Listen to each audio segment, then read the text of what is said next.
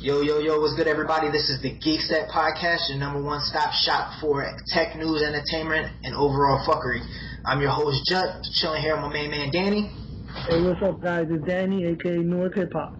Hey, let's just swing right by the intros and get into some tech news. Don't even ask me how either, though. So first and foremost on our plate today is the Verizon version of the Galaxy S3 shipped. And basically there was a whole lot of controversy going around with the locked bootloader. First it was reported that Verizon requested the locked bootloader, and Verizon came right back out in a press release and said that it was Samsung that actually said that they would lock the bootloader for Verizon. What do you think about that? You think it's a little bit just Verizon trying to clean up their image a little bit? Yeah, because they've actually been strict on the bootloader thing. Verizon specifically, I know they've had issues before with the couple of Motorola phones that came out, which name is slipping right past me right now. But anyways, I mean, whoever it was, it basically defeats the purpose of Android, the openness that people love about Android by locking the bootloader. And we know one way or another over at XDA or any of these Android hacking forums, they unlock these bootloaders. So why not make it easier for these modders who basically make these phones better and just unlock the bootloader from the get-go? Right. I think in the grand scheme of phones, whether we're talking about Samsungs, HTCs, LGs, Motorola's, historically Samsungs have been and continue to be the easiest to hack, root, mob, whatever. They're really, really, really simple, but more importantly than just looking at the aspect of who says what and he said, she said that's going on right now, it's these companies have a lot of say as to what goes on their phones. A lot of people, if you read, in the tech forums and things like that, you'll see a lot of people used to blame Samsung for quote-unquote updates and why the updates are taking too long, but I think this is a good way to start shedding some light on the carriers having a lot of this power as to what gets released and when it gets released. And I read a couple of months ago something very interesting about why, and I think it was specifically with Verizon, like why these carriers sometimes want the bootloaders locked. It's because people will go in and remove the bullshit ass bloatware. Excuse me. Right. And won't use their native apps that they've put in there, and that's a bad look for them. But again, like if your apps suck, I want to be able to take it off of there. Right. And Verizon, I mean, I've had Verizon before, and this was before the smartphone age, so to speak.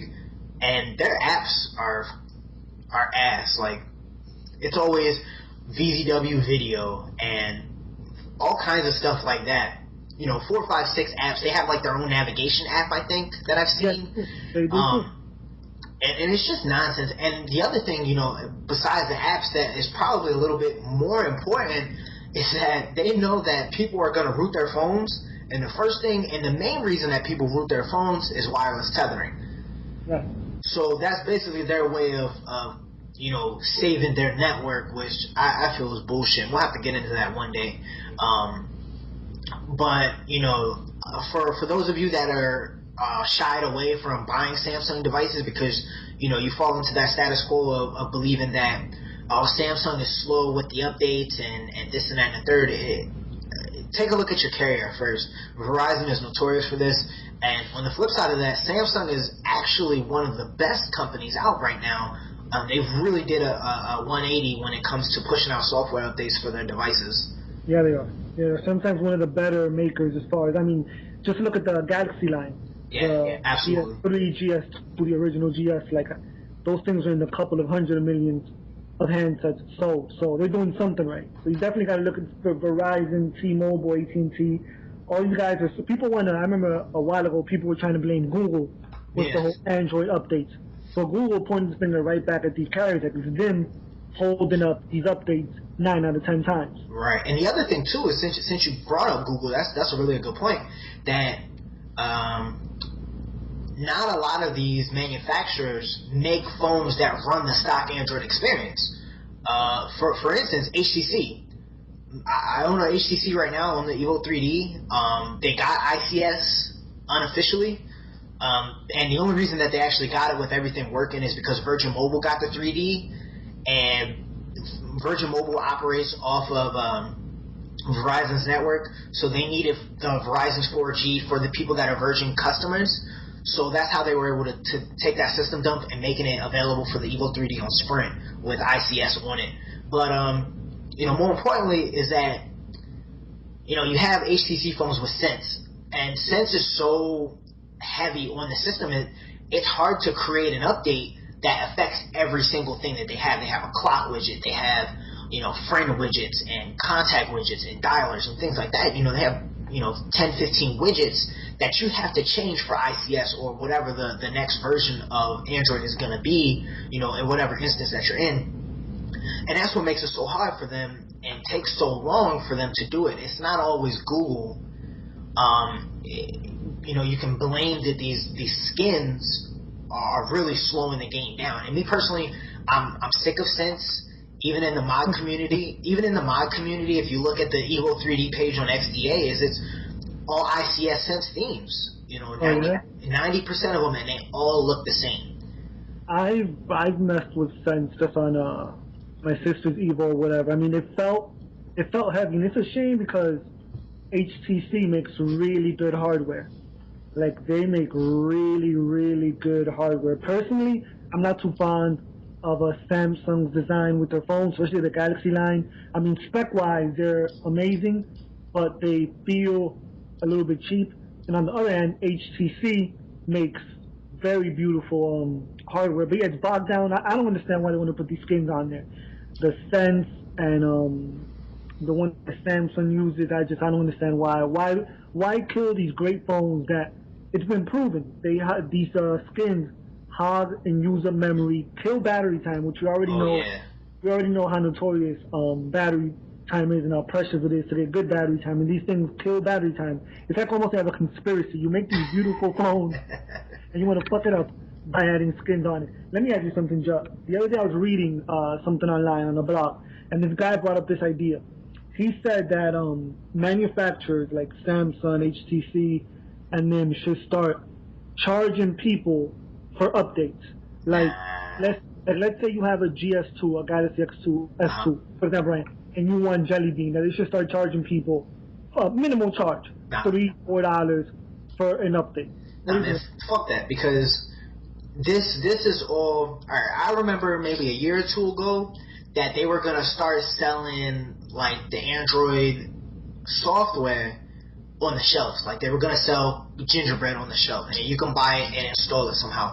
But that takes away from the overall theme of Google being open. Now, on the flip side of that, if it's a minimal charge and they say, okay, because obviously Google has been struggling with trying to enclose that circle that they have, because they're walking a fine line of being completely locked down and being completely empty, or being completely open source, is that some stuff you have to allow, but then again, there's some stuff that you have to not allow, and I think they're really struggling with that, and maybe that is the answer. I don't personally agree with it, being able to have to buy it. I feel that doesn't give me the warm and fuzzies. Yeah, I didn't know how I felt. I mean, the guy was making a point, because, like, let's say if I had you gotta think, if you have an older model phone, let's say necessarily not an older model phone, but a phone that could be supported, but it's just the manufacturer, the carrier being slow with it. Some people wouldn't mind paying $3 or $4, and I don't like to place too much blame on Google, because you gotta think about it. Think how many different Android phones there are, and how many different Android phones come out a year. Because they release their source code, and it's up to almost right away. Yeah, and it's up to not the carriers, up to the manufacturers to implement that, and that's why phones take so long. Because we're using HTC as a perfect example. Is that Google drops their source code, and they're like, okay, cool, now we got to add Sense on it, and that takes so much longer. And the other thing, since you brought up the Evo, is that when the Evo dropped, they had 2.1. And they actually had a setting that you can go into menu settings and turn Sense off and run stock Android. You can run vanilla Android. But then it got the 2.2 update, and then it went away. Yeah. So I think if these carriers are gonna stick to their skins, quote unquote, that they need to have the option to be able to turn it off. You know, for system performance, and then just to switch stuff up. I mean, you can put another launcher on it, but you're adding a skin on top of a skin. Or just read the feedback. Make the launcher more lightweight. Right. Like, there's a reason why millions of people root their phones and remove these launchers. Make it, leave it on there. I've read the new Sense. I think it's Sense 4, I believe it is. The new TouchWiz is actually really nice too. Yeah, I've heard they're both a lot better, and it makes sense. You're gonna put them on there, make it lighter. Right. Exactly. That's really this, and I think, like, you know, especially in the case of Sense, is that, you know, it has so many widgets and things like that it really just sucks up battery. And HTC is definitely behind the power curve when it comes to batteries. For instance, the Evo, all right, when the Evo dropped, it had a 1500 milliamp battery. To put that in perspective, when they came out with the Hero on Sprint, which was like the second wave of Android phones back in 2008, I want to say, maybe. Yeah. That had the same exact battery in it, 1500 milliamp battery. So you mean to tell me that if you take a phone that has much more processing power and it has a bigger screen, you put the same battery in it? You know, the HTC is really behind the ball. They're starting to make up now with the Evo LTE. It has the built-in battery with a beast battery, and I think it's got a 2000 milliamp battery. And the 1X, they're behind the 1X. Same phone. The 1X series, yeah, they're getting a lot better with those. Getting a lot better. So, and Samsung has been really the tip of the spear when it comes to that lately. If we're comparing processors, the Hummingbird that they used to use was always a little bit more efficient than the Snapdragon that the HTCs used. But Samsung usually has better batteries, from what I've seen, looking at phones hands-on, and just seeing the type of milliamps that they have in their batteries compared to the devices. You take into consideration with the phones themselves, that you know, they get a little bit better, battery life with it. So it's good to see that HTC is trying to pick up the pace a little bit when it comes to battery, because, you know, obviously in this day and age everybody does a lot with their phone, so you're gonna need a big battery regardless of whatever processor speed you're rocking at. So with the dual cores, and now the rumored to have quad core phones coming out the next quarter, it's going to be interesting to see what happens, what they do with their devices and what they do with their batteries. But I think they finally got a hint that they need to compile these phones with better batteries along with efficient processors. Yeah, they better, especially since they're putting all these like crazy specs in them, man. These phones are starting to get as strong as laptops. Yeah, and basically the saving grace for them is this dual core and possible quad core technology. But a big battery is just gonna trump all of that. Definitely. So, you know, moving along with the cell phone wave that we're on right now, that we're surfing on, Amazon's planning on building a cell phone. I don't know. How do you feel about this, bro? I'm conflicted on them. At first, when I was thinking about this, I was about to say, like, this thing's gonna fail completely. But then, you know, I did a little bit more research, and I mean, it could work. You gotta think the Kindle Fire has been pretty successful, but so far the only info on this phone, and this is all speculation until this point. Oh, there's one almost definite. It's being built by Foxconn International. That's the same Chinese mobile maker that makes the iPhone. Besides that, there's no specs except for maybe a 4.5-inch screen, but that's almost expected nowadays. The interesting thing is that I was hearing about a $199 price. Like, not no crazy $400 or $500 phone. So if this phone has the right specs, I mean, I'm not expecting a 1X or a Samsung S3. I'm expecting a mid-level phone. It has the right price if it stays at $199. But where it's going to make money is the Amazon ecosystem. We're talking ecosystem, the Amazon ecosystem with shopping. I'm a heavy Amazon user. I buy I am. I'm damn near everything from electronics to dog food on Amazon, just because it's so convenient, right? Yeah. So but this is my worry about an Amazon phone. We already know the phone market right now, or the phone atmosphere, whatever, the phone battleground is heavy. You have iPhone, iOS, you have Android out there, and you have Microsoft, a distant third, and then you have RIM, a distant fifth or sixth. They have they have a pulse. And honestly, if Amazon does this right, they're passing RIM within a year. Oh yeah. Absolutely. They're putting the foot on their neck. Amazon is well known. The Kindle Fire, the whole Kindle line is well known. But besides, the other info about this phone is it's going to be running Android, obviously, and it's going to be skin. I've read about the Kindle Fire. Some people are happy with the skin. Some people dislike the skin. But I mean, either way, it's going to be interesting. It can always be rooted. Yeah, it can always be rooted. But you know what's my thing about that? I think rooting it and removing the skin ever brings might defeat the purpose of buying this Amazon phone, because I'm imagining they're pushing it towards people who are messing with the Amazon Play Store, people who are heavy Amazon shoppers.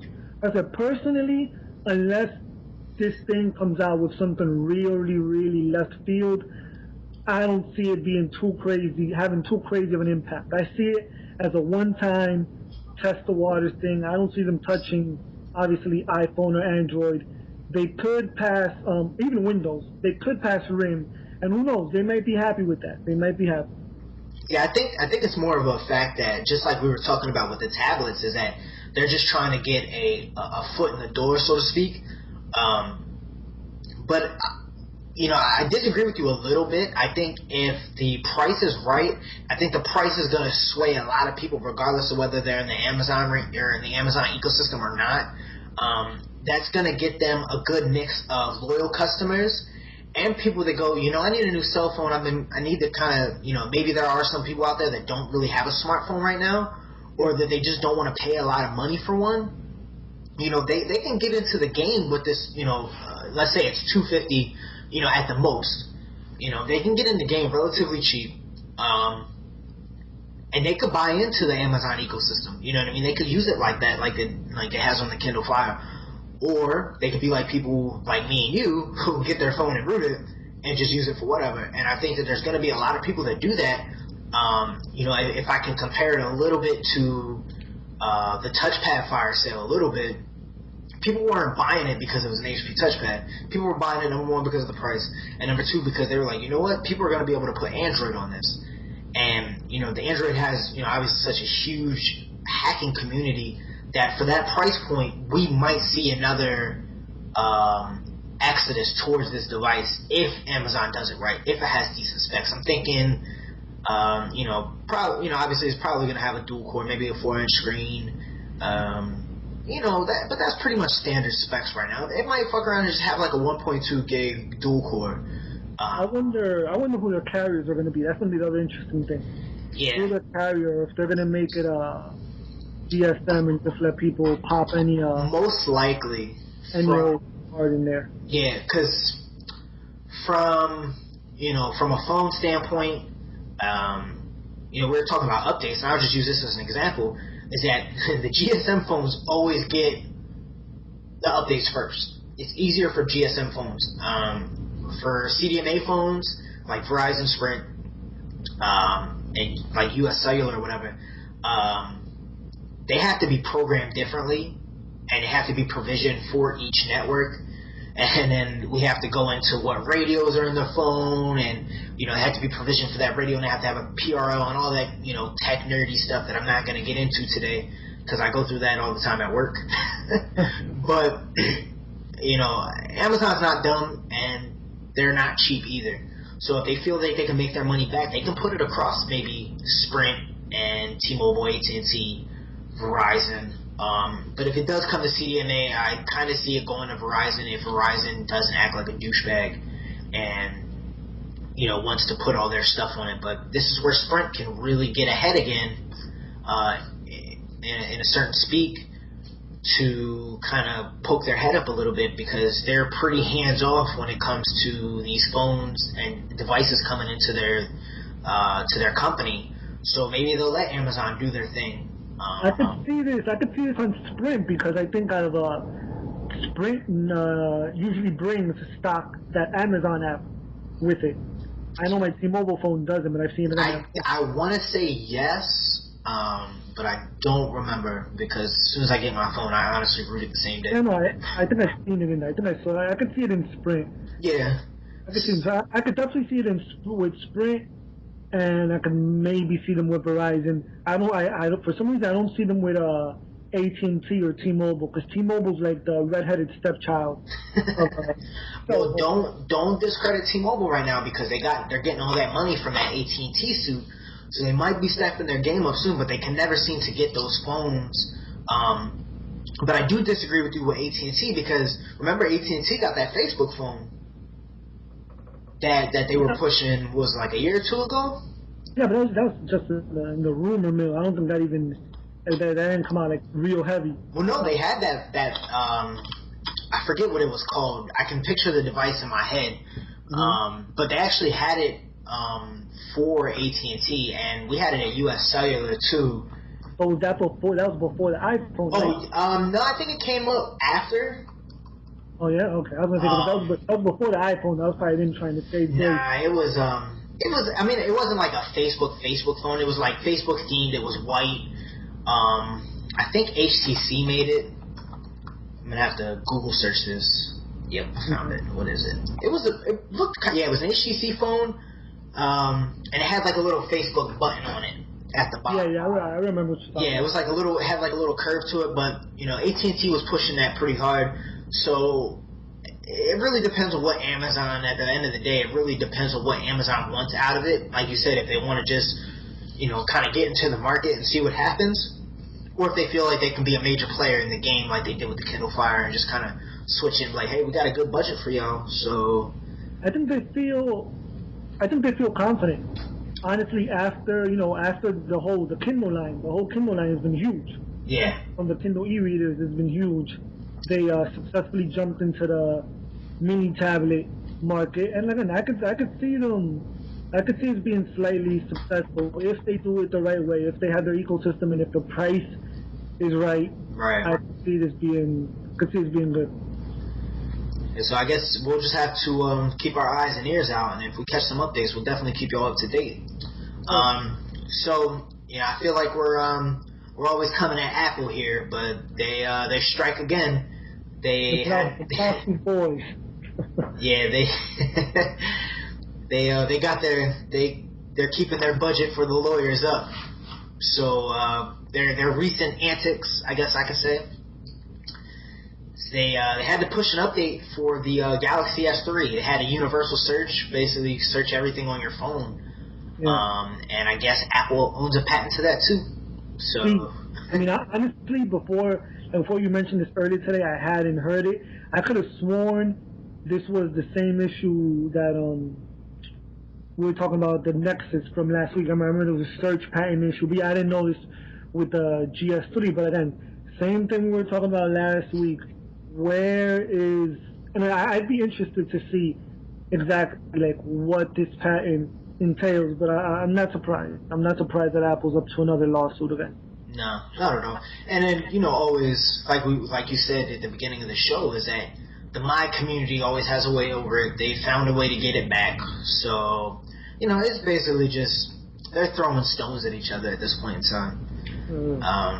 I don't think it's even worth spending more than 3 minutes of our time talking about, to be honest. Because if you've seen one Apple lawsuit, you've seen them all. I think it's entertaining for me at this point, and I don't even make a big deal out of it anymore. It's really just the fact that goes, oh man, what are they suing for now? What possibly could have happened that y'all have on lock that y'all want to sue somebody else for? Exactly. So that was our quick 3 minute. I feel like this is going to be like an every week thing where we touch on an Apple lawsuit. We should have a whole section dedicated to that. This week in Apple lawsuits. That's a pretty good idea, actually. So moving along, this is your alley right here, man. Is the Ouya Android console? Yeah, I first heard about this 2 weeks ago. We're at the Kali.com somebody had posted a link about it, if anybody had heard about it. The guy just posted like, had anybody heard about it? He didn't put no link. He made a thread about it. Excuse me, didn't post no link. So I googled it up or whatever. And from my understanding, I thought it was still like it still is in development, but I thought it was in early stages of development. And then this week they came out full heads up on a Kickstarter with the Ouya console. And it's a gaming console. It runs Android. I'm gonna just throw the specs out there real quick, and then we'll get into some other things. Has a Tegra 3 quad-core processor, same as the phones.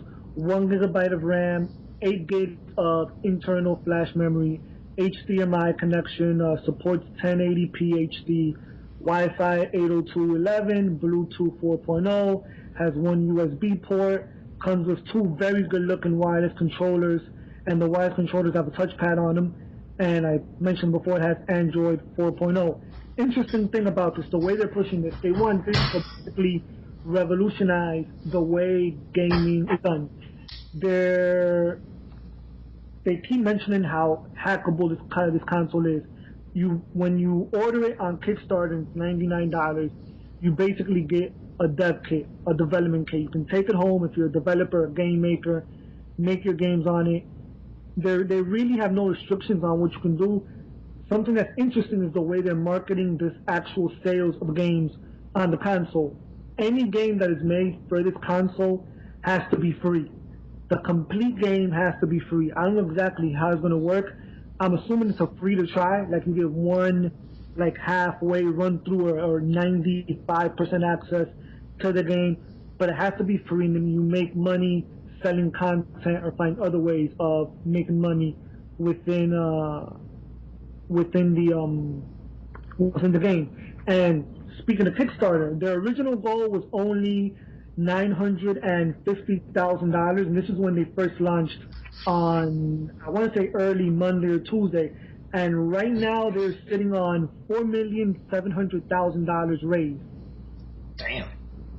$4 million, almost $5 million raised. So there's definitely interest in this console. I'm tempted, you know me. I jump on the gadget. You try everything. Yeah, I'm tempted to, but I'm gonna hold off on it just because I'm not a crazy gamer. I mean, I have my Xbox here. I have the Xbox and a Wii. I don't own a PS3, but my Xbox is basically my media player, and that's the other thing about this Ouya console. It's not just going to be a gaming console. It's going to be a media player. It's going to be your Google TV. Because you guys can mark my word on it. Episode 2 of GeekSet podcast. By this time next year, this thing will be fully hacked and be running all these apps and programs. And it's changing the landscape. It really is. Because now think about it. You pay $60, $70 for some games. Then you throw in the downloadable content. That's been a big beef this year with the Street Fighter games.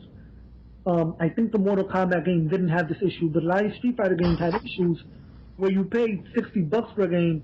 A month later, these developers were dropping map packs and uniform packs, so you're paying $10, $15 more. With the Ouya, you're getting the game for free or at a low price, and then you're getting the content, which to me is great. I think it's going to change the landscape, especially between hardcore gamers and the average gamer. I think the big thing with this is that this is really like we were talking about last week, that how we were saying that we want to see Google come in with a budget media center, and this is really it right here.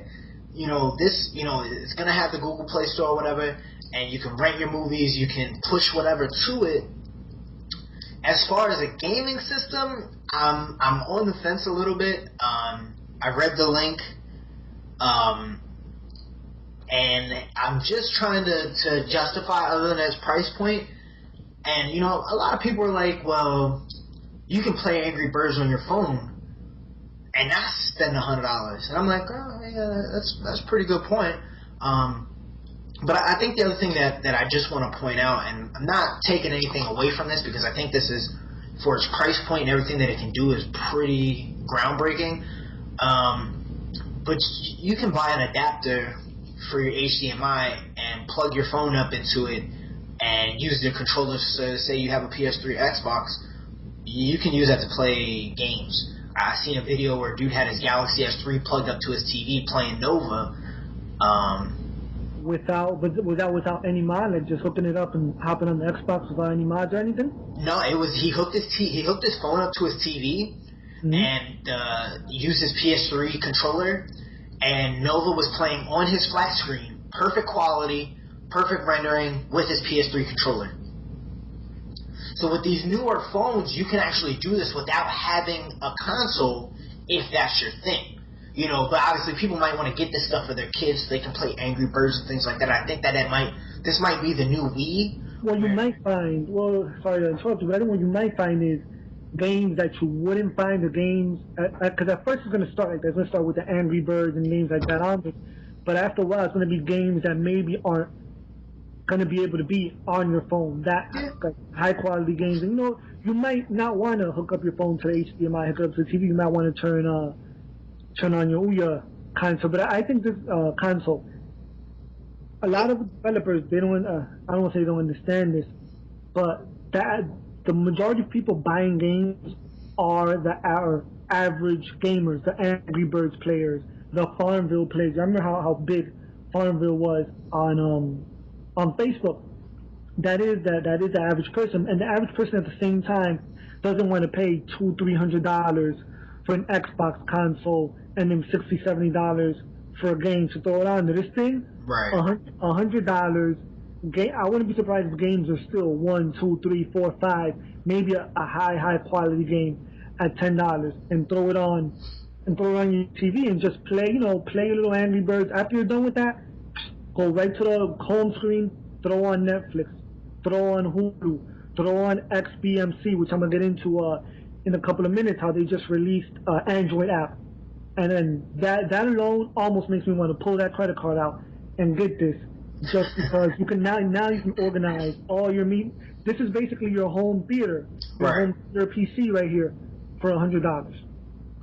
Yeah, and that's why I kind of started off when I went into what I was saying is that I think this is really going to be more so than a gaming console. I think if you look at it, and I tried to look at it outside the box a little bit. If you look at it as just strictly as a gaming console, then it's not going to hold that much weight. But just like the Xbox, just like the PS3, is that nowadays it's more than a gaming console. It's an entertainment. It's a media center. You can do everything from it. And I don't think that this is going to be any difference. And for $99, it's really not that bad to have all your Netflix, to have all that stuff there. Even people that don't have a 360, I think if you already are like a moderate to heavy gamer, I don't know how this fits you. But for the people that are just kind of casual like myself, I don't game a whole hell of a lot. I do have my Xbox though, and I do use it for Netflix and things like that. But maybe you have like a second room that you want to have, some media in, and it's going to have internet and things like that. So, maybe it's going to be good for those who like to have multiple media devices in their homes. Yeah, I mean, $5 million raised, almost 20,000 consoles sold in a couple of days. But again, no marketing outside. There hasn't been anything on TV. I haven't heard anything on the radio. No marketing outside the internet. That's actually pretty good, and the thing looks good. It's a good looking little machine. Yeah, I think it's really an issue that we haven't really seen anything like this for its price point. Yeah. So like we were kind of tossing around the other day when you and I were talking, is like, what do we really make of this? Let's try and wrap our heads around it, and I still think that it's going to take somebody to really say, hey, look, this is what I'm using it for everybody to kind of go along in that direction. And this time will come, especially for $99.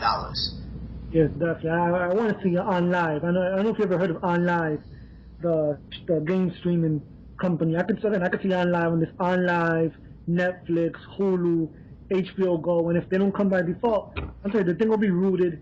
It'll get thrown on there, and like I said, I'm hoping by this time next year still has the same price.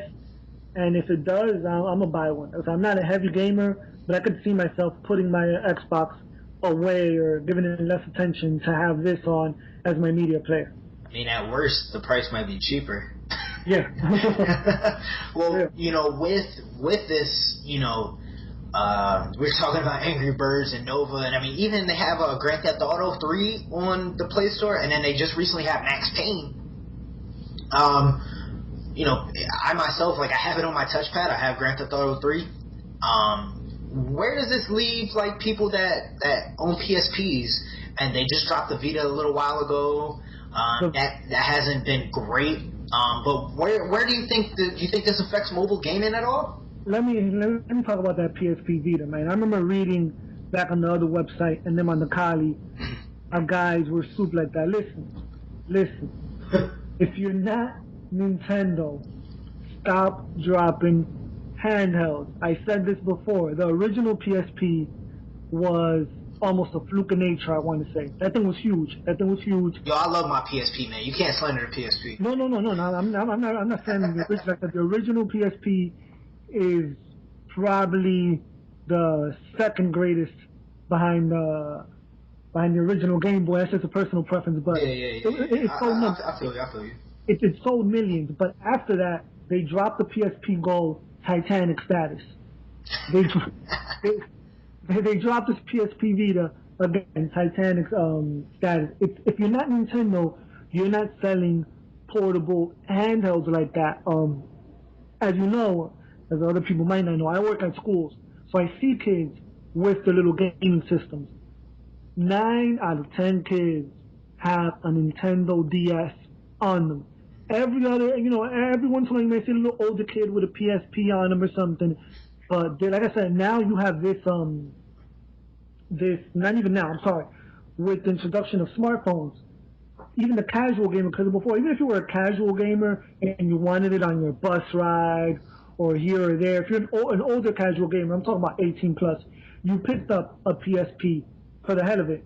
But now that you have these Android phones and these iPhones, you don't need that PSP on you. Like, you really don't. And then even more now, if you're a super casual gamer, now you're gonna have this Ouya console, and it's really, I'm telling you, they're done.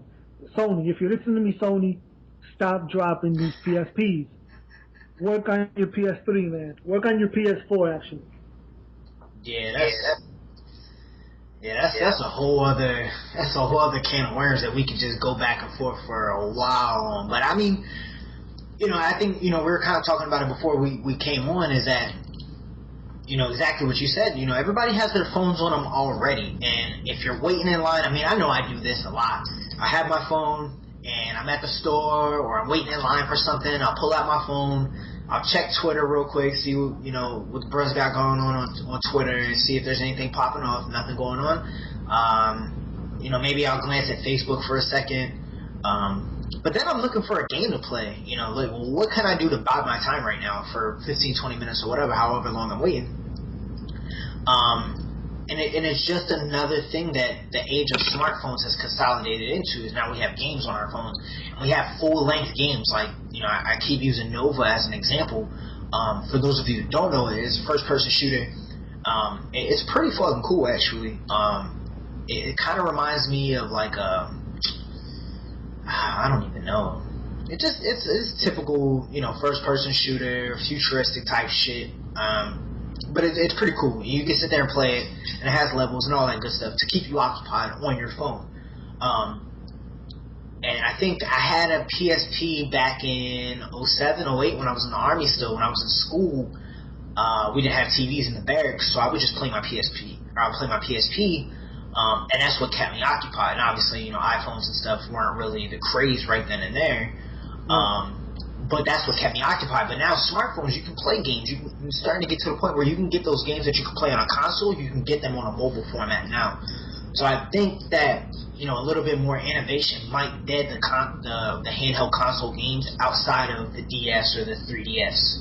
They need to, I'm read this comment on the Kali.com that one of the failures was that they're just straight up porting, like, titles from the PS3 directly to the PSP instead of coming up with mobile games.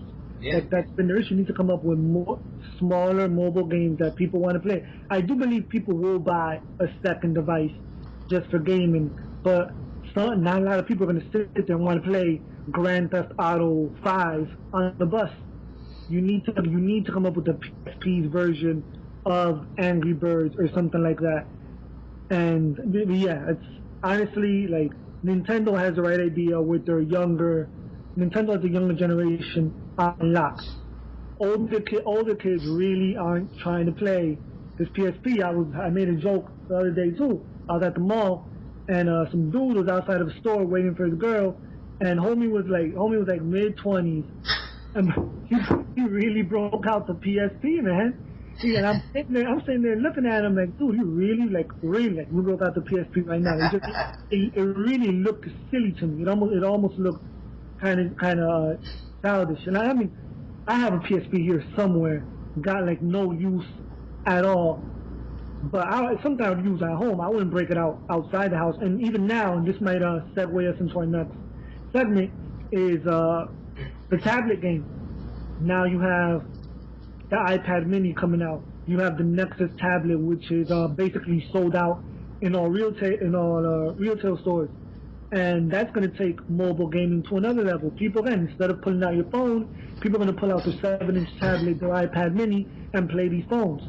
Well, you already know that people are planning on using the shit out of it based on these pre-sale numbers that we're getting out of here. Are they out of stock at the retailers? Out of stock. GameStop said they're already sold out. They're not even going to have a new shipment until it's either August 17th or August the 7th. Sam's Club sold out. Office Depot, they're sold out already too. Staples is out of stock. Yeah, everybody is, and I could see probably the Google site getting bombarded with orders already, and then that just shows there's a demand for these 7-inch tablets. The new Kindle's coming out. The Kindle Fire 2 is coming out. So again, PSP, see you later, buddy. Yeah, and with this Android tablet, those sales are pretty. I mean, for an Android tablet to make this big of an impact on retailers is really, really, really good, because normally with the Android community is that we're almost an exclusive online community. You know what I mean? Like when they first dropped the Nexus 1, the thing that really started all of this smartphone craze, this high-end smartphone craze, I should say. Yeah. It was all online. They didn't market it on TV or in the newspapers and the magazines or nothing like that. So I think now Google is kind of learning from that a little bit. Now they got some partners, they built their brand up in the mobile world a little bit. They're almost seeing, iPad craze almost, that you got people with such a high demand. Now, obviously, it's not going to be people standing outside the mall camping out like it's Black Friday. That's some corny shit anyway. It really is. And I don't care, if you're waiting outside for fucking Black Friday, you're waiting outside for an iPad, an iPhone, Jordans, foams, Air Maxes, whatever. That shit is whack. That shit is fucking corny. It's sad. There's no need to be waiting at 4 a.m. for any. Especially, you know what the crazy thing is? We live in the Northeast too. Yeah. It's fucking cold in November, man. And people out there with their $15 espressos and standing in line waiting to buy a device. But yeah, no, the craze for this has been pretty huge. I've heard a couple of blogs call it the first quote unquote first real Android tablet. And like you said, the Nexus line is the high quality line. Google grabbed this by the hands and was like, you know what, let's do this tablet thing, let's do it right, and hopefully they can continue. There's already rumors, not even rumors, it was pretty much confirmed during the Google I.O. The manufacturer for the Nexus 7 was saying there's going to be various devices. So, yeah, so expect to see a Nexus 10. I'm not surprised, a Nexus 10 by either late this year or early next year, especially if this keeps having this success. And I want to see Google ship more of these things out. You got a craze, but don't be short on supply neither. Ship this thing out. Get these things made. Get them in the stores. Get them in every store. Get them in the Best Buys. Get them in the Radio Shacks. Everywhere. Yeah, I wholeheartedly agree. And with this Nexus line, it's going to be all kinds of stuff that they're coming out with. They're really trying to corner the market on a personal media ecosystem, almost to say. I mean, and the one thing that I personally would like to see, I would like to see a Nexus line of personal media players. And you know, and you think about it, if they're pricing this tablet at $200 and $250, if they make a Nexus line of personal media players at the price is right, that could come into the iPad market. Because I think what they need to do with that is they need to partner with HTC and make these devices with Beats Audio built in. Nice. And do it like that. Really have a iPod. Exactly. I think that's what they need to do. They need to partner with. I'm about to write Google and see if they give me a cut off of this shit. I mean, Samsung has. I remember you were looking into it a couple of weeks ago. Samsung has basically the Galaxy. Yeah, the Galaxy player. And one thing that I do want to say, and this is for moderate to advanced users, is that you can root a Samsung. And the Samsung ROMs now do have Beats Audio, but if they can partner with HTC, because, I mean, if you think about it really, they partner with HTC, they make like a 4-inch, maybe a 5-inch device as a personal media player with Beats Audio on board. Maybe they can strike some kind of deal to get maybe not really low-end Beats headphones, but maybe some decent ones that are better than the ones that just come out the box. You can advertise them with maybe the ones that came with the Resound. You can advertise those with the Beats Audio on board, with the Beats Audio headphones for a decent price and really kind of make an impact, because the Galaxy player is nice, but nothing to see in the iPod right now. And I think that could legit challenge the iPod. I don't know. I think the iPod is like, the iPod is almost synonymous with MP3. Yeah. Like you say MP3, I mean literally you could go anywhere. You say MP3 anywhere in the world, and people are gonna say iPod. I don't know about challenging them, but again, you just mentioned it. Like this Nexus 7 tablet, it's only $199. Right. They could come out with a Nexus PMP, and it could legit be good specs. It could legitimately be $100. Yeah, and you know what? I probably shouldn't have said challenge. But I think it's going to do the same thing like the Nexus tablet is doing, is get its own little niche in the market. I guess I should probably go back and get its own little niche, and I would buy it. I would pre-order that shit quick. Personally, I told you this before when we were chatting or whatever. Like this Nexus 7, this is going to be my PMP right here. Yeah. I spent 4 days uploading like 30, almost 40 gigs worth of music. Well, between uploading and tagging, 40 gigs worth of music onto the onto Google Music or whatever. So this is my personal PMP, but that's a good idea, man. Google, listen up. You listening to this shit? You better write my boy a check. It's coming for them pockets. We Appling you. Shit, that Google check, that'll make my weekend in Atlantic City that much better. Yeah. But yeah, I really think that it might be in the books. They might be talking about it. Who's to say that this Nexus line, the Nexus line can't be anything that they want it to be. It can be, all kinds of media. It could be speakers. It could be really anything. And I think that's the good thing, that Google's now being proactive about their things that they put their name on. Now they got some partnerships with things, so now they're not really doing it themselves. But the one thing, go ahead. I was gonna say they're starting their own. You know how iPad is basically synonymous with tablets, iPod with MP3 players. Nexus is starting to become synonymous with high quality phones and now high quality tablets. Exactly, and I think the only, you were talking to me about this last night, and it kind of blew my mind a little bit that the Nexus tablet doesn't have HDMI. No, it doesn't. It does not have HDMI, and again, I went and I researched the Real Gun XDA, and you would have to literally solder some, again, people, because you might go on YouTube and you might find a video of the Nexus 7 with HDMI. Those are developer models. So there are some that were at the Google I.O. that do have HDMI. This one did not come with HDMI, and this version will not have HDMI. But yeah, that's surprising, especially like I said, since this whole Xbox Media Center XMBC app is going to drop. If you don't know what that is, go on Google right now, Google XMBC, because we're gonna touch a little bit more on it in next week's episode. But yeah, without HDMI out, I was mad at that. I was really mad at that. Yeah, I think the crazy thing is, and I was asking you, is that with the Galaxy S3, is that it has.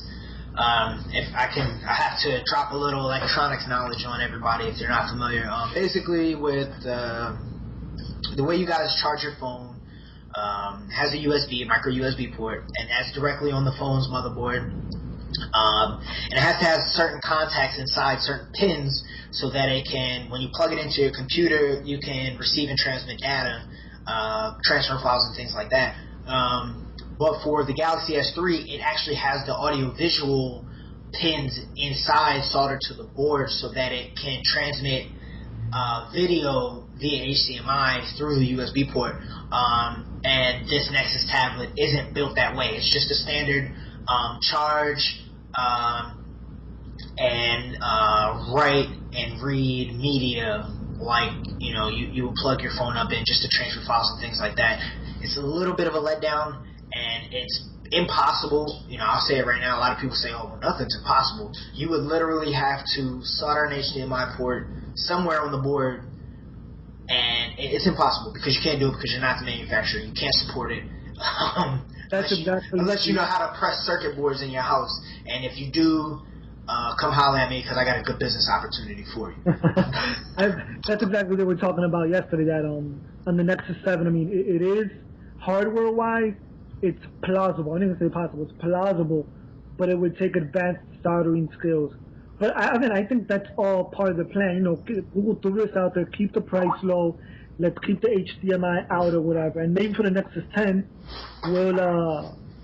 we will see a HDMI port. But all hope is not lost because there is external storage. When the Nexus 7 first dropped, people were complaining there's no external storage, you can't do USB. You can do USB OTG, and basically that turns your USB port into a mini USB port. That turns your mini USB port into a USB port. You can hook up your external drive, although I don't know why somebody would want to walk around with an external drive hooked up to their Nexus 7, but if that's your thing, the option is available. Like I said, I'm a big believer. I said this before. I said it a couple of times on thekali.com. I'm a big believer in the cloud. I use Dropbox real heavy. I use Google Music real heavy. I use Google Drive not that much, but I'm slowly turning on that side.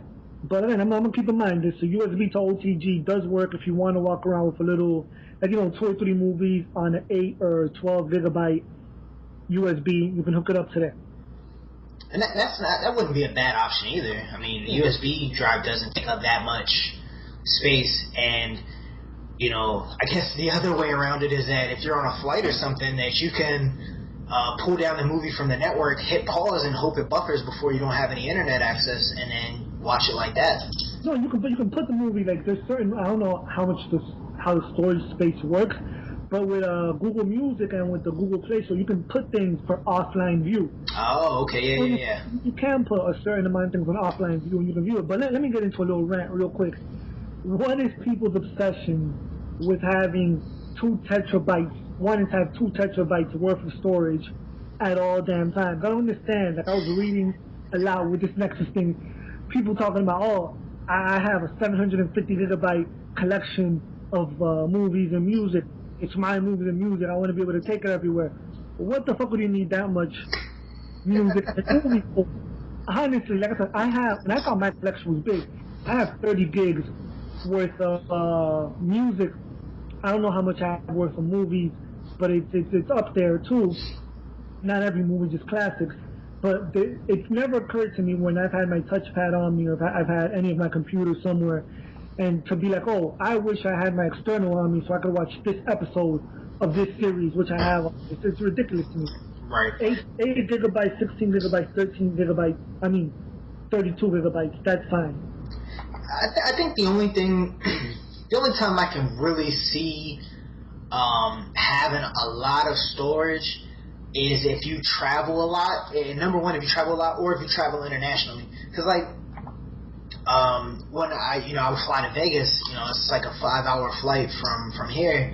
with the time difference and sometimes layovers and whatnot, 4 or 5 hour flight, that's like 2 movies right there, and that 2 movies at most is what, 5-6 gigs?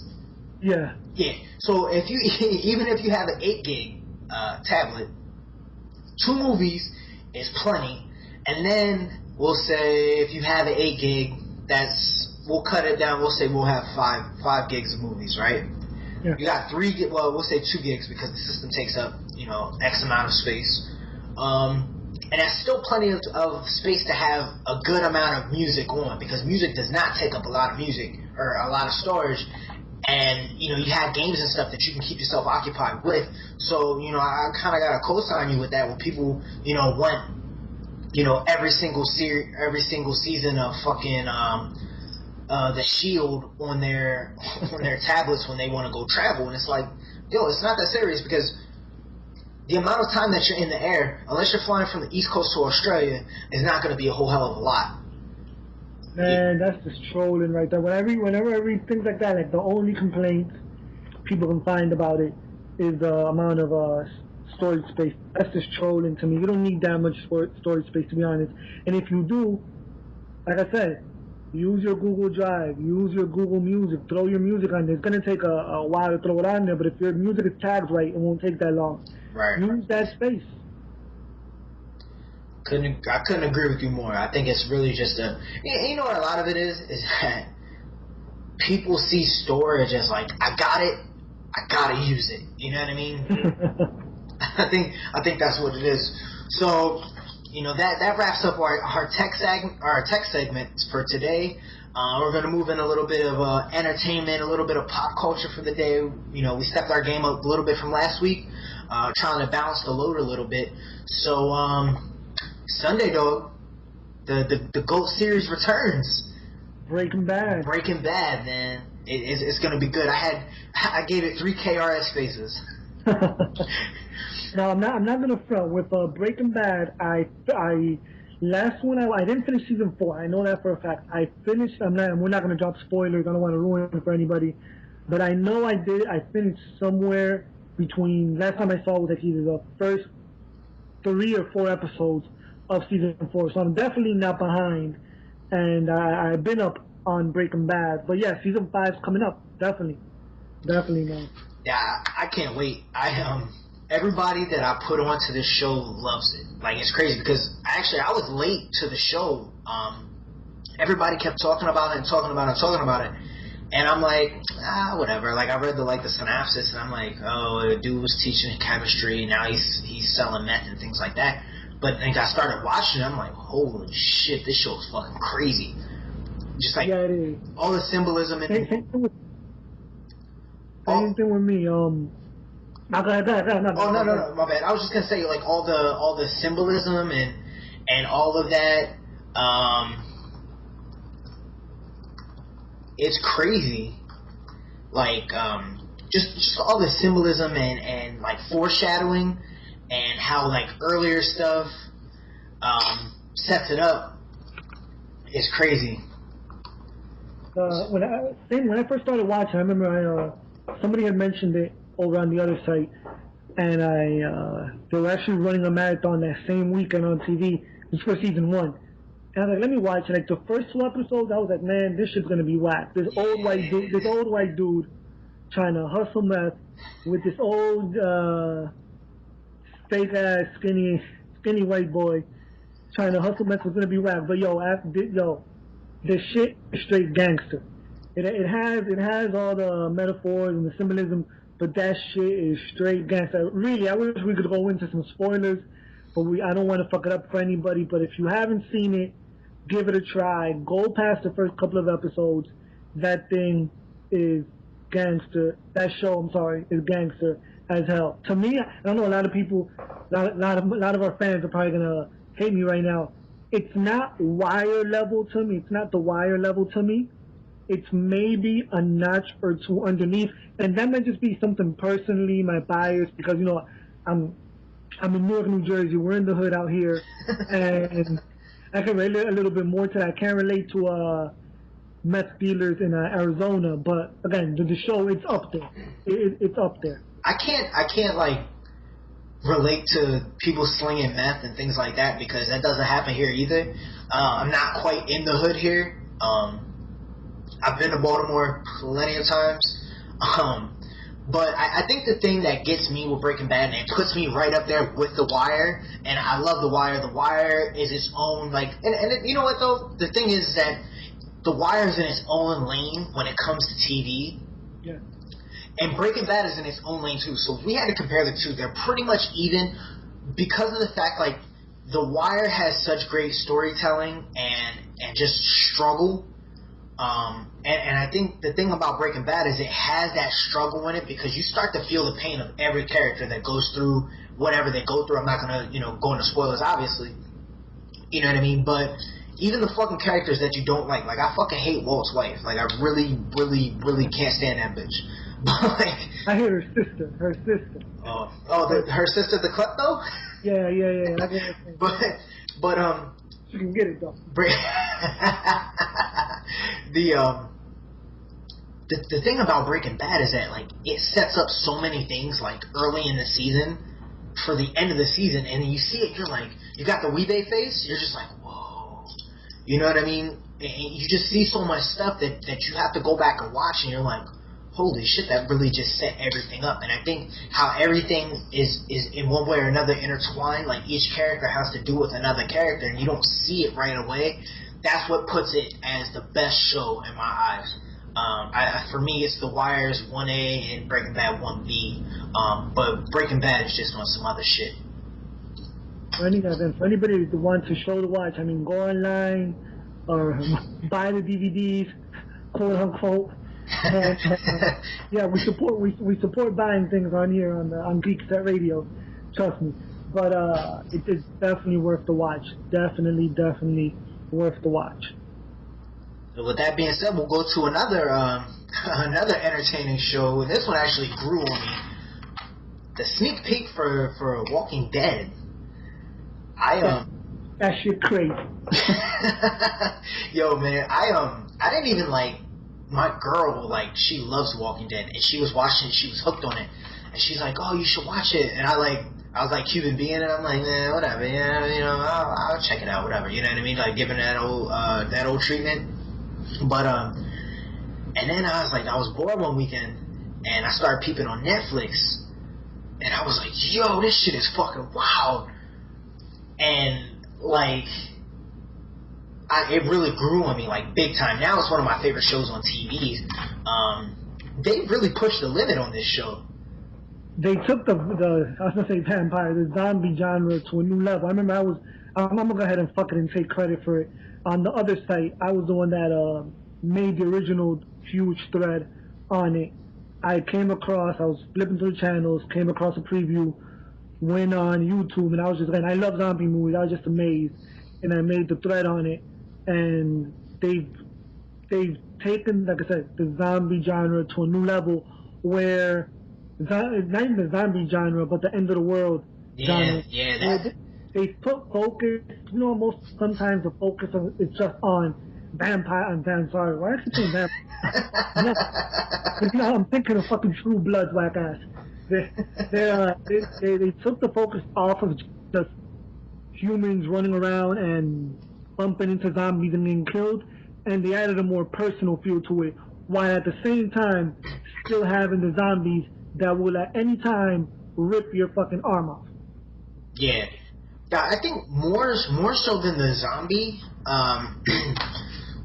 the zombie apocalypse, quote unquote, but it's really heavy on the end of the world type shit. Because, usually like in traditional zombie flicks, it's like, okay, we have to get to this spot. There's 1.5 million zombies from here, in between here and there. Let's kill all these fucking zombies, right? Yeah. But for this, it's like, there's nobody around, we gotta get supplies, we have to live, and that's the key thing, we have to live here. And just the ups and downs of that show, where they thought that they were safe and they could stay there, but then they find out that they can't, and they have to, for one reason or another, without giving away the story, they can't ever settle in, and there's always, conflicts in the group, and there's too many chiefs and not enough Indians in the group, and all of that stuff, like, just really competes for like a great fucking show, and you know all of that stuff. You know, you got 2 alpha males on the show, and you know you got women who don't know their place. You got a bitch ass little kid who fucking runs around all the time. The token black dude that doesn't get any lines. Like, he's still alive though. I ain't even mad. Yeah, you know what though? I'm happy because I thought he was gonna be the first motherfucker dead, and I was like, man, they got a nigga on there. I knew that they were gonna kill him in some fucked up way, like the zombie was gonna eat his throat or some crazy shit like that. He's still alive though, but nah, man. With this sneak peek, and people, if you haven't seen The Walking Dead, go on YouTube, look up Walking Dead season 3 sneak preview. It's about a 4-minute preview. And you will be amazed, and you will be a fan. And a lot of people complained with season 2 that there wasn't enough action, and this looks like it's definitely been resolved in season 3. There's definitely action. I didn't think that the quote unquote lack of action was a problem because they really built the story a lot. Like they really they explained a lot of stuff. There was a lot of conflict and a lot of like push and pull. They did stretch out a storyline for a couple of episodes that I didn't like. Not gonna, give away the spoilers. Eventually, we're gonna have to cut that shit out because if you're gonna listen, we're giving y'all notice. After a while, we're gonna start talking about this shit. So if you ain't watching and you're listening, that's your own fault. So don't be getting us on Twitter cussing us out because we spoiled it for you. But I think they stretched a small story arc a little too long, but I think it came on strong at the end. No, I think we can go ahead with this. I think we can go ahead and say it. Okay, yeah. I think we can go ahead and say it. For season 2, they stayed on that fucking farm too long. They stayed on that fucking farm way too long. I didn't mind the storytelling of it, but they stayed in one place way too long. And that was basically it. They could have kept it moving. There could have been a little bit more action. And for season 3, I'm not going to ruin the location of season 3, and it might seem like, all right, they might stay at a certain location for season 3, but there's a lot more action going on in there. Yeah, I think with the farm thing, and I agree that they stayed there too long. But I think I guess the thing that rubbed me the wrong way is, number one, like, I don't have a problem with Rick. A lot of people, like, take massive dumps on Rick. I ain't got a problem with Rick. Rick is like your prototypical leader. You know what I mean? Rick is looking out for Rick's looking out for the welfare of the group. He'll bust his guns if he has to, but he's not reckless. You know what I mean? Because sometimes when you have a group of people, you gotta play it safe more so than take risks. And he thought that everybody would be fine on the farm. You know what I mean? But I think that they stretched out that Sophia storyline a little too long for me.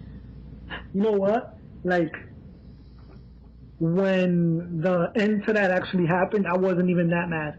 Oh, nah. Yo, that shit, that's what I said. They pushed the... They were stretching it out, but when it did come into play, I was like, you know what, I'm not even that mad. Y'all got me. Yo, Shane's spaz, man. He's like, I told you. Yeah, and you know what, though? They really pushed the limit of TV because... When do you think on TV, on network television, that you're going to see a grown man bust like 10 rounds into a little girl? The first episode of Walking Dead. Oh, yeah, that's true. He had that fucking Dirty Harry gun. Yeah. Dude. But I mean, the way that he did it when Sophia came walking out that barn, and everybody was watching, and Shane was already starting to spaz out because that's when he started to go crazy. Mm-hmm. I think that really pushed the limit because all the drama leading up to it, and they probably, now that I'm thinking about it, they probably did stretch out the storyline a little too long in our eyes, maybe because it had such a dramatic letdown with Shane coming to a climax with all his like emotions, and he's all butthurt, and he was simping. Rick's wife, I can't think of her name off the top of my head. But I think he took his fury out on poor little zombie Sophia. For real, but no, people, that's definitely another show. If you haven't watched it, watch The Walking Dead. You'll be happy you did. Absolutely. But the crazy thing is that we're getting all like souped up about it, and that shit don't start till fucking October, man. That's crazy. Yeah, but it'll go by. I mean, we had to wait longer for this season, though. Remember last year? Yeah, yeah. We only had like a month worth of 5 or 6 episodes, and we had to wait basically almost not a full year, but a good 7, 8 months. So.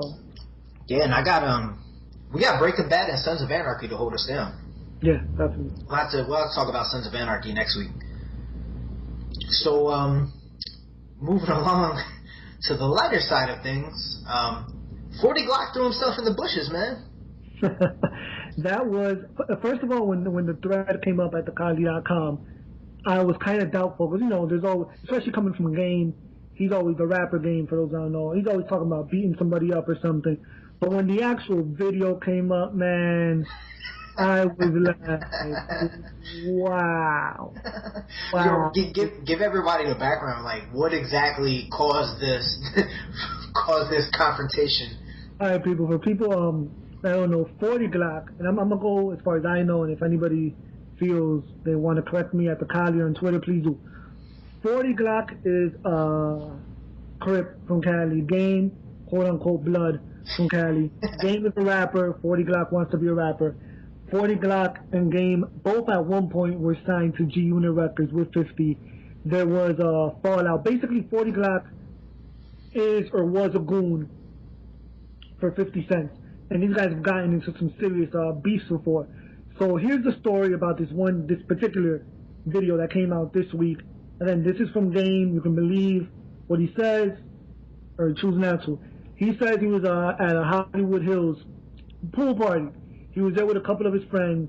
He saw 40 Glock. 40 Glock didn't notice him, so he was trying to get the jump on him. But by the time he did, he said 40 Glock started to run.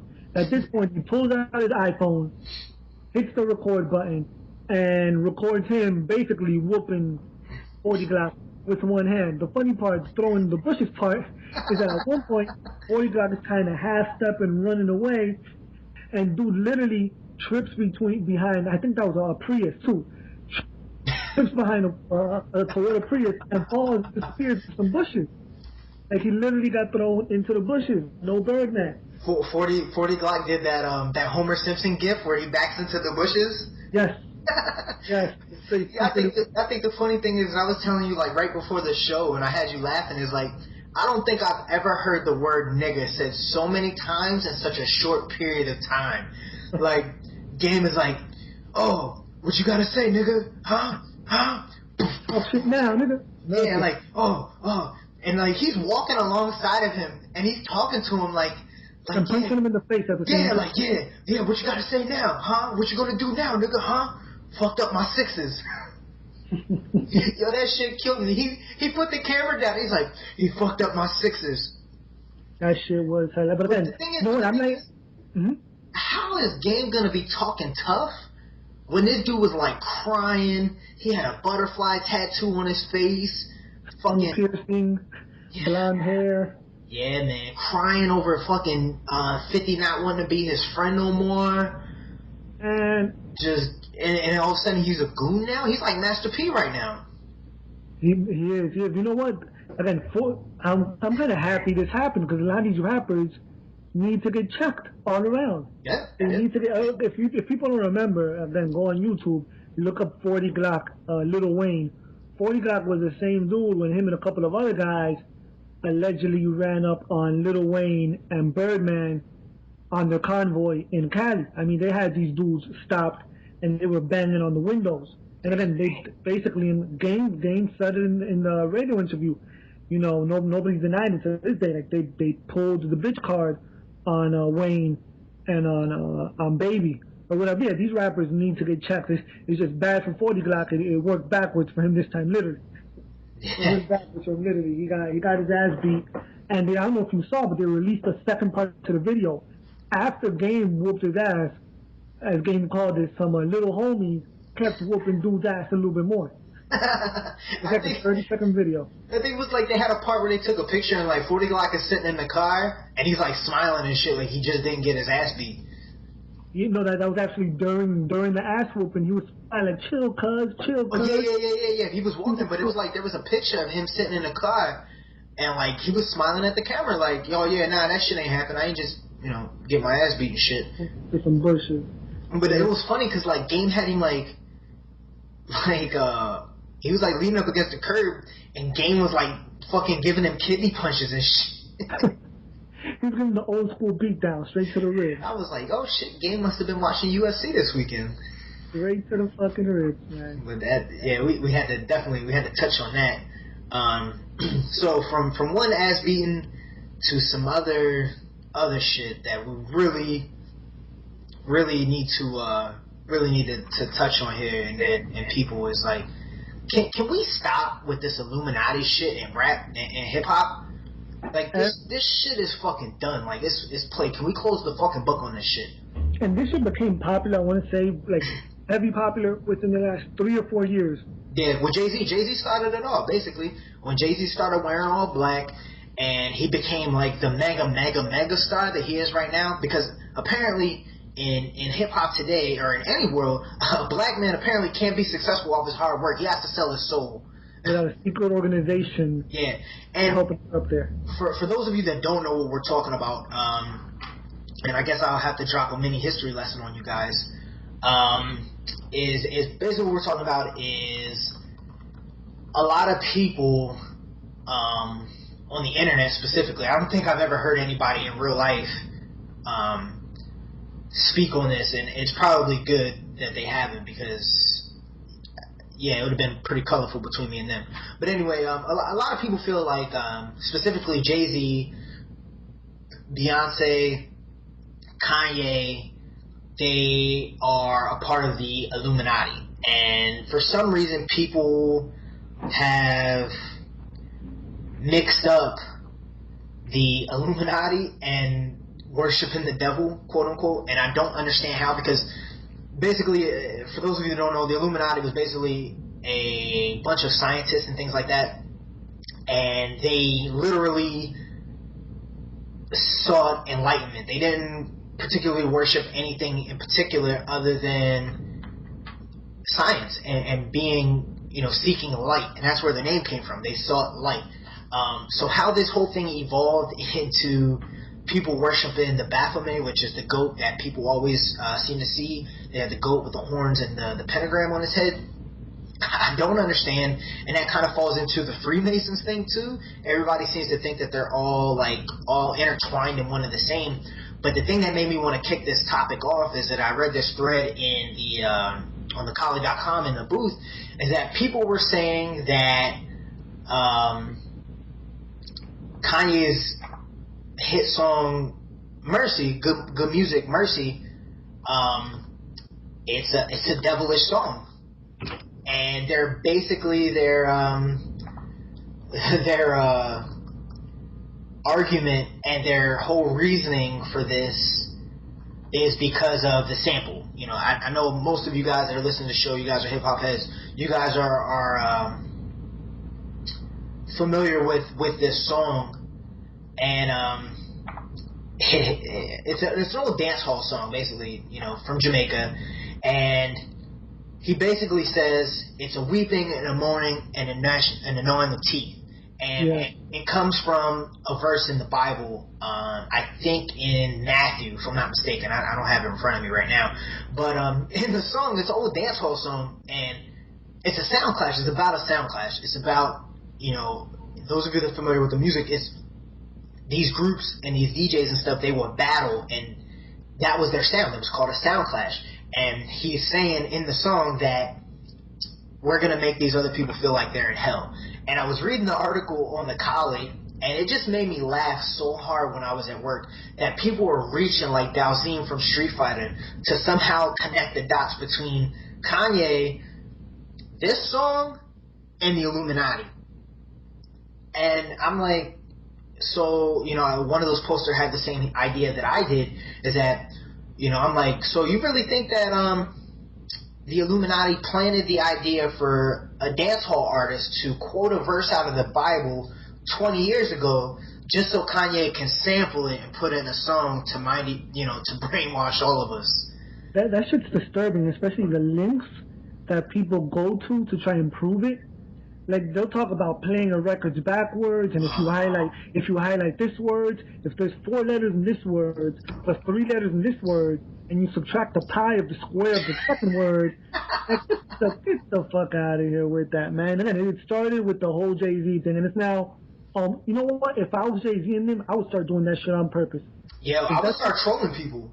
If that's what sell records, I'm gonna be walking around like motherfucking Marilyn Manson, man. Yeah, and it's so crazy to me. Like, it's like I don't understand, because it's like so different. Like, you have 3 or 4 different aspects. You have the Illuminati aspect, which a lot of people feel like that it's real and that it has a secret agenda against society, right? But I don't know how they got merged in with the devil worshippers and the Freemasons and all that. I don't know how that all got intertwined. I don't know if I'm not reading enough, but I'm probably still sane, so me not understanding is probably a good thing. It became a dumb hip-hop conspiracy. It really is. It became especially when hip-hop started, quote-unquote, dying and not selling as much, it became a whole conspiracy on, oh, these guys are selling records because they're doing this, because they're worshiping this or cutting their heads off quotes or this, that. And people will feed into this dumb shit. And like I said, the thing that disturbs me is when people spend their time writing whole theses and recording 20-minute long YouTube videos talking about police. I've seen videos of like girls or emo dudes on there crying about, don't worship Jay-Z, please, because your baby will be born with a fucking tail or a head. Get the fuck out. Did you see this one where no bullshit, bro. I saw this one video. This was maybe like a year or so ago, that somebody literally took the time to watch Rihanna's video Umbrella, and they broke it down as to why this was an Illuminati, like, I'm here, take me, this is my initiation. Yeah, I've seen it. She had another one after. First, she had another video after. It was her and Jay-Z with the all black or whatever thing. Yeah, that was the Umbrella video where there was like a white, and they had black on, and the background was white, and they're saying that the umbrella signifies their protection in the Illuminati. The Illuminati is the umbrella, and they're protected underneath it. So she's telling her love, quote unquote, to stand underneath their protection. And I read it, like I read a lot of this stuff because I think it's entertaining. Shout out to the guys in higher learning on the Kali. They keep me fucking entertained when I'm at work, when I'm bored. Mm-hmm. Those conspiracy threads have me crying. But this shit is fucking crazy, man. Like, if you feel that way, that's fine and cool. But can we keep this shit out of fucking hip-hop, please? Hip-hop has enough controversy. We don't need it, to be, akin with people getting brainwashed and things like that. Like, it's bad enough that we have kids that listen to this shit and they think that it's cool to do the things that they do, and it is present in other types of music. I'm not going to single out hip-hop here because I love hip-hop, and I'm going to continue to love hip-hop until I die. But the thing is that we need to cut this shit out. Like, it's almost like a person can't be successful on his own thing. Like, let's think about the things that make Kanye a successful artist. Number one, his beats was what made him really into the game. You think about the classics beats that this dude has. How is it not possible that he will be a star based off of his production skills? You know what I mean? Yeah. No, they like I said, they're trying to have this whole mythical. It's ghost stories, bro. Yeah, just fucking let them live. Like I used to read all that stuff before, but then when I saw the fucking lens people horns, I was like, you know what? That's some delusional shit.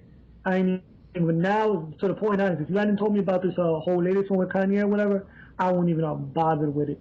I do. It's funny, and then and you know what the thing is I think this subject is like the best subject that you could troll people on.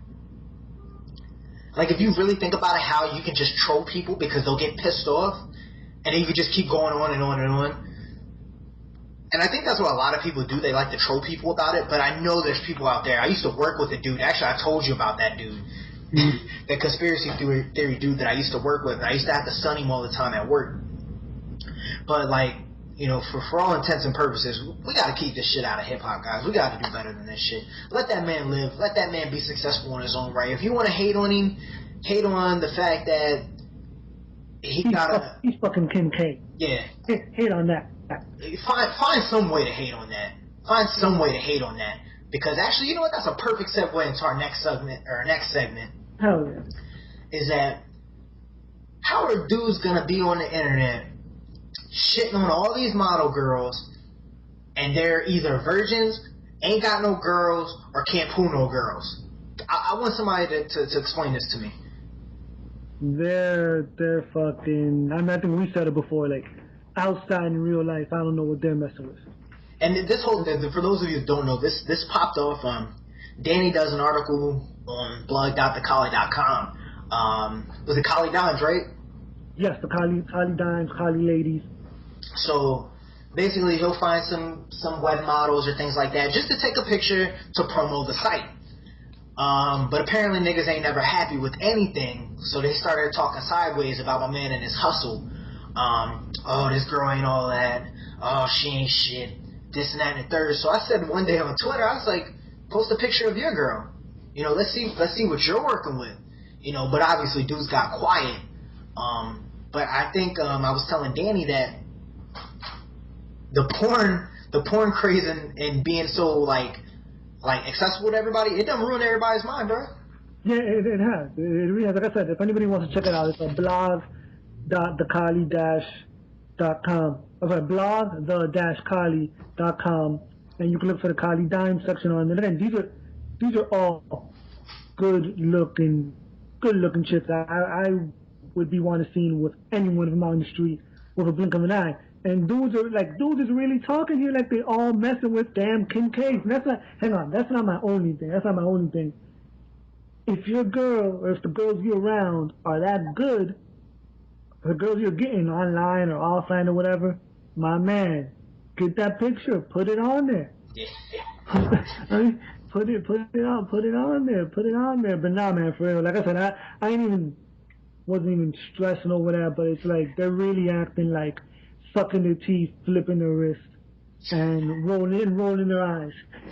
That's the thing that kills me though, is they're like, oh, like it was like a three-way conversation, like you and like two other people. I can't remember who it was off the top of my head, or else I would name names. You know what it was? Hang on, and I'll freaking you know I don't give a fuck. I'll name names. It was this chick. Her name is Twiddles something. Oh, Kiss My Twitties, yep. Kiss My Twitties. She said something about one of the girls looking busted. No, one of the dudes said that the girls don't look like no dimes. Like, why are you calling dimes? And then the girl said, Kiss My Twiddle said, oh, that is true, or something like that. And then, of course, all the Captain Saber hoes want to put their capes on right away and save shit. And again, like I told her, like, if you so hot, I only see one pic. Throw the pictures up there.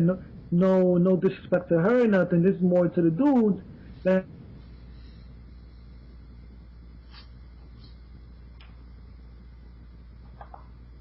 Man, let's segue. This is segueing perfect from the Illuminati thing to the dudes acting like hoes to the dudes acting like bitches with this whole Frank Ocean thing. Well, you know what? The other thing too is this Frank Ocean thing, and not only like these dudes acting like hoes when it comes to girls being up. It's like, you know, let me touch on this real quick before we segue. It's like, yo, we're trying to get promotion for the website. Number first and foremost, you know what I mean? Me, you, and a handful of other dudes, you know what I mean? And there's a whole long list of names that I can name, that dudes that are really working behind the scenes for the site. You know, we're trying to get promo for the site. We're trying to really come up. And it's like, yo, I don't see you out there hustling. I don't see you doing nothing. I don't see you interviewing girls. I don't see you, you know, asking questions. I don't see you doing shit but judging.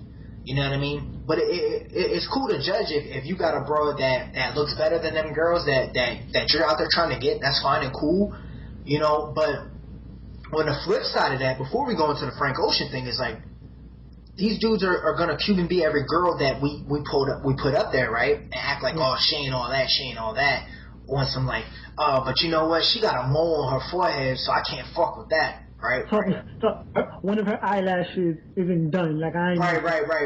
Like she busted. Like, you know what? Like just some stupid shit like that. Like, her left nostril is bigger than her right nostril. You know what I mean? Like, dudes be acting like that, acting all stuck up and shit, right?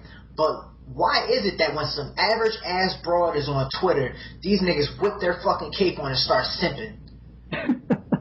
I'm tired of that shit, man. Don't even get me started. Like I said, as these episodes move along, y'all better stop talking that shit, because we ain't even done with this segment yet. We're gonna start. Your coats are gonna start getting pulled. Your tail's gonna start getting pulled. Yep, I'm gonna start screenshotting Twitter comments, and if you ain't acting right and you on my timeline, you liable to get called out. I'm gonna give the Simps a fair warning right now, because I know this Team Thirst thing is cool. That's cool in the Twitter streets, but we ain't rocking like that over here, B. Like, that shit is not wavy at all. For real. And waves, look at me right here. I'm dishing it off. Frank Ocean. All right. Let me start off by no disrespect to Frank Ocean, right? He's a good artist in his own right. I don't care for his music too much, but a lot of dudes is riding for him. Don't ask me how. I'm not. Frank Ocean, he's cool. He's on the come up. He's a young kid. You know, if messing with dudes is your thing, then by all means, you know, do what you gotta do. But yo, there were guys on. I don't remember, if I remembered his name, I would call him out, and hopefully he hears this and he calls me out so I can call him out next week. Yo, some dude was really posted on Twitter talking about, oh, if you got a problem with Frank Ocean being bisexual and you don't like his music, you can unfollow me on Twitter right now. I have no problem. Was that Loose? No, that wasn't Loose. We're gonna get into the homie Loose from Twitter and Loose from the college. We're gonna get into him in a minute. That wasn't him. That was somebody else talking about unfollow me. Like, I can literally imagine this dude with a pink box of tissues in his room, Frank Ocean CD in hand, talking about unfollow me right now if you hate my baby Frank. Like, that shit was just, it was crazy to me. Crazy to me. Moving on to same subject, moving on a little bit on the Kali.com. So the Frank Ocean album gets leaked. It hits the Kali. And again, you got dudes on there riding for this guy. The funny thing was, when the album first, not even the album, when the rumor about this dude being bisexual first leaked, there were dudes in straight up denial, talking about, no, he's singing from the perspective of a girl to a guy. There's nothing gay about that. Like, hold up. This dude just said in the song something to the effect of, baby boy, I miss you, or baby boy like this. And there are grown-ass men out there talking about he's not really singing to a dude, he's singing from the perspective of a girl. That shit killed me, dog. Like my nigga, for real? Like, you're really out there defending this dude like that. And again, I got the thread numbers pulled up. The homie Loose has 51 replies in that thread.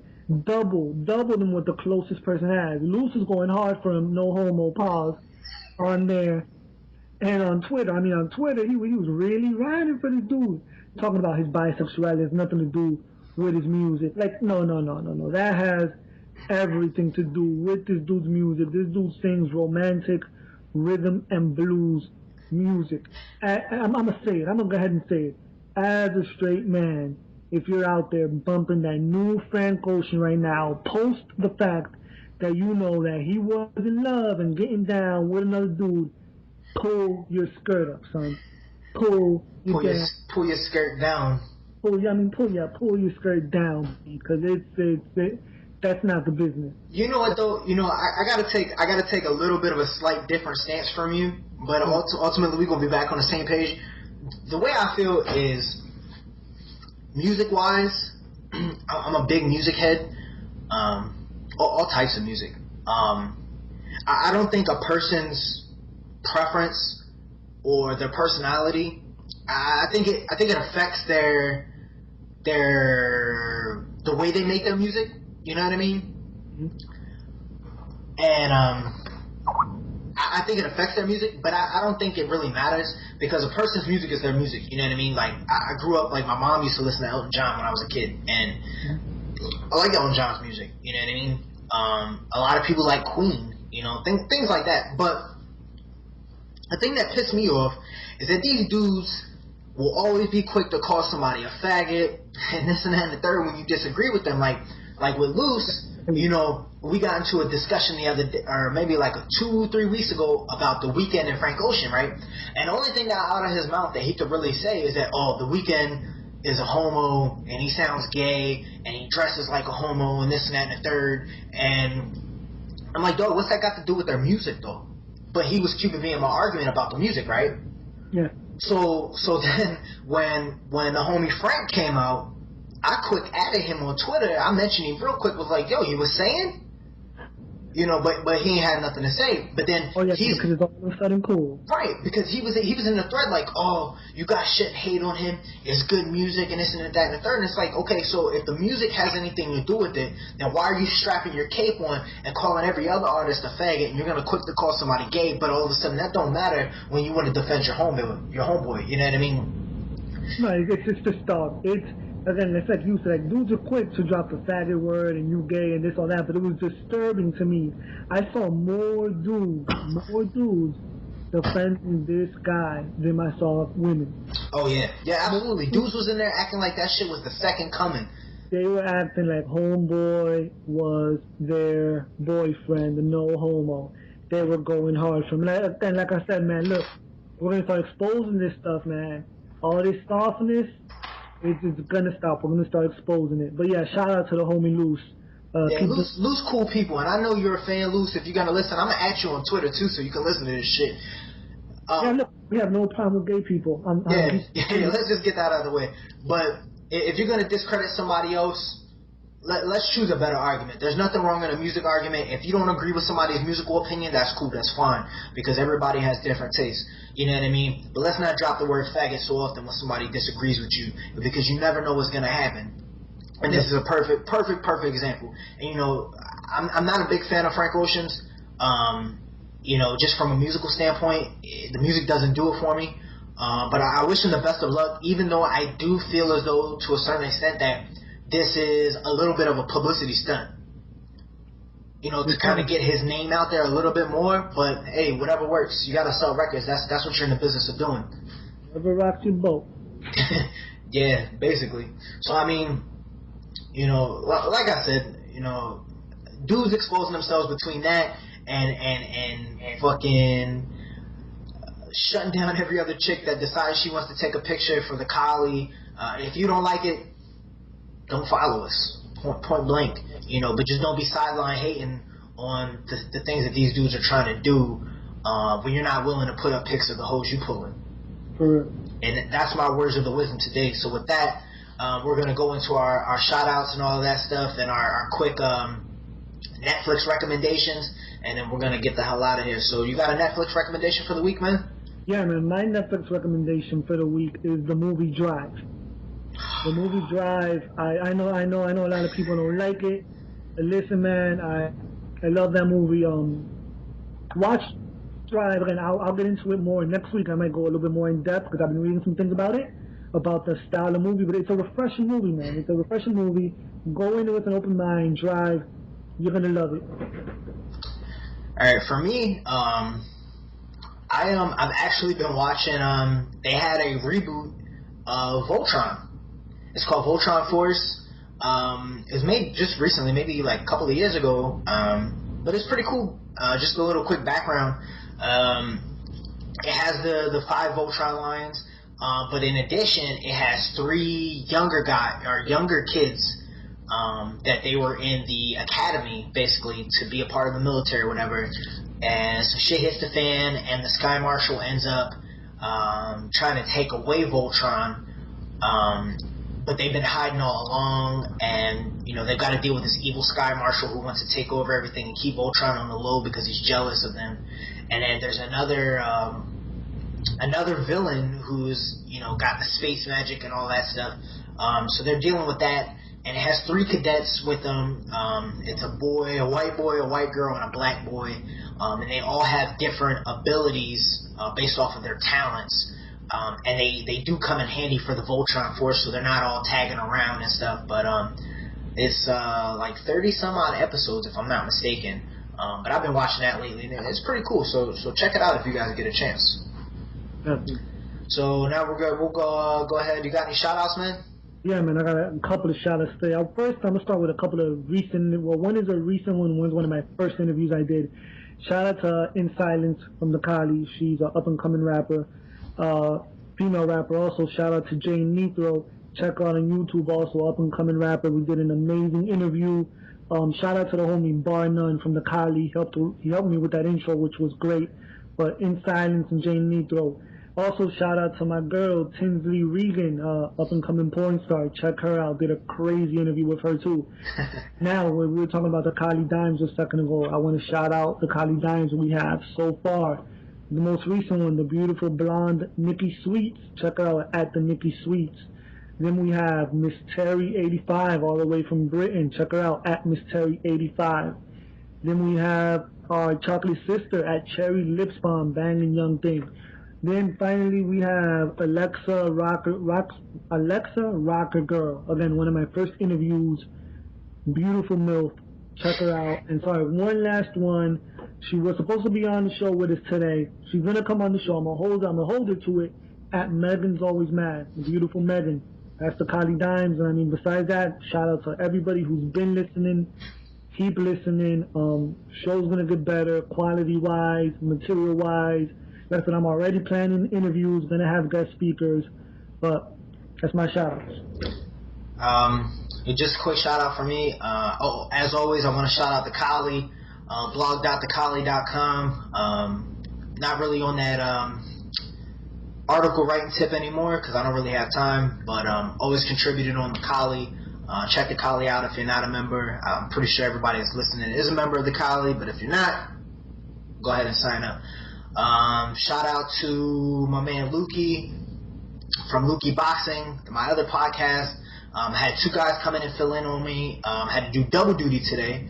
Shout out to my man Nismo. Shout out to my man Jay Murder. Appreciate you guys' help for coming in and talking some MMA with me. If you guys are into MMA, if you're into boxing, check us out. LukeyBoxing.podomatic.com, or you can check us out on Stitcher. Just type in Lukey Boxing. Other than that, shout out for Danny coming on, helping me out with the show notes all the time. We're always talking. If there's something that you guys want to have discussed, if there's something that you guys feel like we should touch on, if you guys have any Netflix recommendations, hit us up. And also, if you guys have a beef and y'all want to settle that shit, hit us up. We'll definitely start trying to square up some beefs here too. You'll get a segment on here. So besides all of that, where can they find you on Twitter, Danny? At Newark Hip Hop on Twitter, Newark Hip Hop at thekali.com. And yeah, if you guys want to check out, I'm gonna plug my YouTube. Ain't much on there though, but you know, the hits always count.